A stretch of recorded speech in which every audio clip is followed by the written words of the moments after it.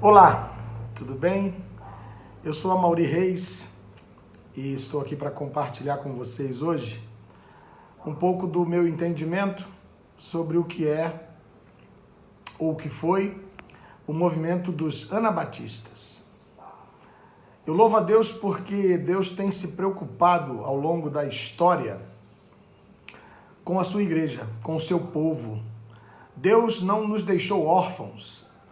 Deus instituiu a igreja lá em Atos dos Apóstolos, capítulo 2, e a partir daquele episódio, Jesus indo para o céu, a igreja não ficou órfã. O Espírito Santo tem conduzido cada ato da história.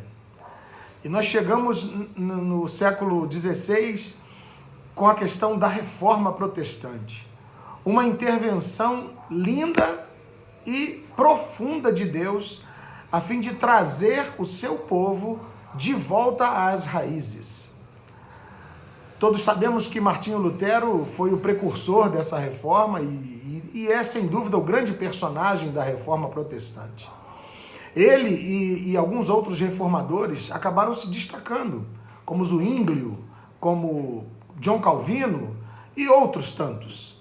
Mas o fato é que o motivo dessa insatisfação deles, que levou-os a fazer a reforma protestante, era uma insatisfação com os ritos da Igreja Católica, com as aberrações completamente contrárias à Bíblia.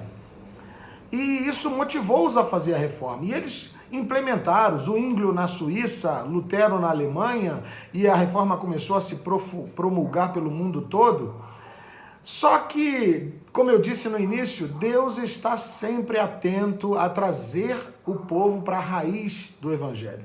Ora, a reforma foi um movimento para trazer de volta os ensinamentos bíblicos. Só que quando eles promulgaram a reforma, começou-se a voltar à época de Constantino, onde Constantino se converteu e decretou que todo o Império Romano seria cristão. Obviamente que a vida de algumas pessoas eram nominais, elas eram cristãs no nome, porém completamente divorciadas de uma vida genuinamente cristã, conforme as Escrituras. E o que aconteceu no século XVI, por volta do ano de 1525? Surgiu um movimento de irmãos mais atentos à Bíblia, atentos às Escrituras. E começaram a observar que, muito embora Zwinglio, principalmente Zwinglio na Suíça, pregasse que a vida devia ser uma vida reformada, ele mesmo não levava a cabo essa vida reformada. E esses irmãos, então, começaram a se reunir e começaram a averiguar, primeiro ponto, que Zwinglio não atentava, que Lutero também não, é que quem nascesse pós-reforma já era cristão. E eles entenderam o seguinte, esses irmãos, não, a sociedade, quem nasce numa sociedade é um membro daquela sociedade civil. Mas quem nasce pós-reforma, se não houver uma confissão genuína, própria, uma confissão pessoal acerca de Cristo como seu Salvador, não pode ser cristão, pelo simples fato de ter nascido após a reforma. E esses irmãos, então, rechaçaram tudo que era proveniente desse pensamento. E a primeira coisa a rechaçarem foi o batismo de crianças. Eles falaram, uma criança não pode ser batizada, porque o batismo foi instituído para demonstrar o sinal público de uma aliança do coração. E eles rechaçaram esse batismo e começaram a se reunir e se batizarem novamente. Eles começaram a entender que eles precisavam se batizar pós-consciência.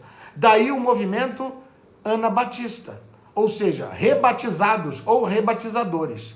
Esse movimento cresceu, saiu das estacas da Suíça e chegou até os outros lugares do mundo, onde uma pessoa chamada Menon Simons adotou esse grupo na Holanda e o grupo cresceu e daí surgiram os menonitas, discípulos de Menon Simons. E hoje a maior corrente ainda prevalecente dos anabatistas são os menonitas. São cristãos que voltaram-se para as origens do Evangelho. Espero que tenha compartilhado com você algo que te aproveitou, porque o tempo é exíguo para falar de todo o movimento Anabatista. Que Deus te abençoe e fique em paz. Um forte abraço.